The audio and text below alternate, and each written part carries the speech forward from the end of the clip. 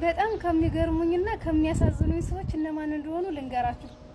አረብ ሀገር ለፍተው ሰርተው ኢትዮጵያ ሄደው ትንሽ እንረፍ ብለው ኢትዮጵያ ይገቡና ያገባሉ።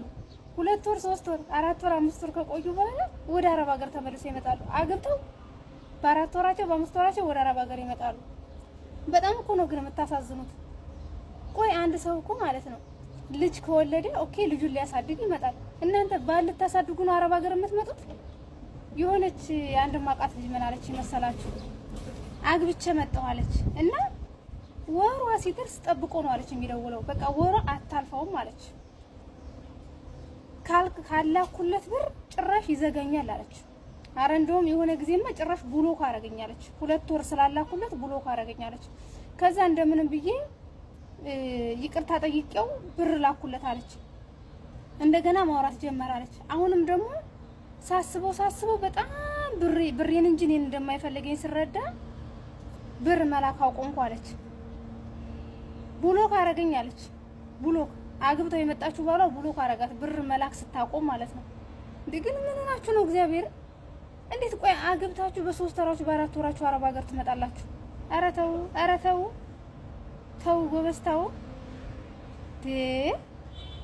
ቆይ ባልና ጣልን ብላችሁ ፈርታችሁ ነው? ባል እኮ አይጠፋም እኮ የሚረባው አይገኝም እንጂ ባል አይጠፋም።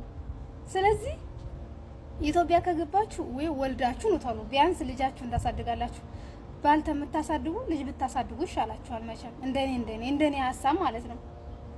የማንም ፈዳላይና የማንም ፈዱርዬ ከምታሳድጉ ማለት ነው። እግዚአብሔር ይኸውልሽ የኔ ቆንጆ ሲጀመር የሚፈልግሽ ባል ማለት ነው አረብ ሀገር ድጋሚ እንድትመጪ አይፈልግም።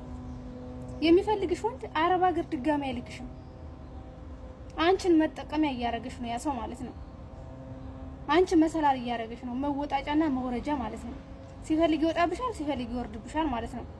ስትልኪለት ወደ ላይ ያወጣሻል፣ ሳትልኪለት ደግሞ አውርዶ ይፈጠፍጥሻል ማለት ነው። ስለዚህ ኢትዮጵያ እየሄዳችሁ እያገባችሁ በ2 ወራችሁ በ3 ወራችሁ ብትመጡ ወደዳችሁም ጠላችሁ ወንድ እየቀለባችሁ ነው። እግዚአብሔር አንቺ በላክሽለት ብር ከሌላ ሰው ጋር ዘናፋታ ይላል። አንቺ እዚህ የማንንም ግንባር የሰው ግንባር ይጠብስሻል ማለት ነው።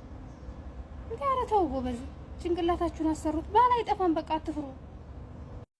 በህይወቴ ማለት ነው ህይወት ምን እንዳስተማረች ታውቃላችሁ?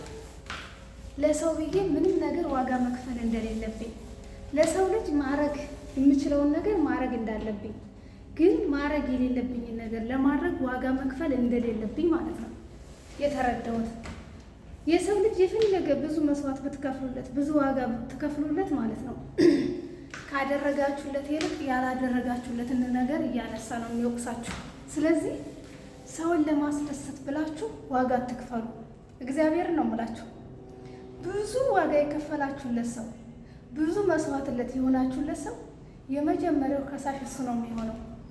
ብዙ ነገር አድርጋችሁለት ትንሽ ነገር ስላላደረጋችሁለት ብቻ ያችን ነገር ሁሌ እያነሳ ይወቅሳችኋል ማለት ነው። እንደ አይነት ሰዎች በነገራችን ላይ ምን አይነት ሰዎች መሰሏችሁ? ራስ ወዳዶች፣ ከራሳቸው ውጭ ለሰው የማያስቡ ማለት ነው።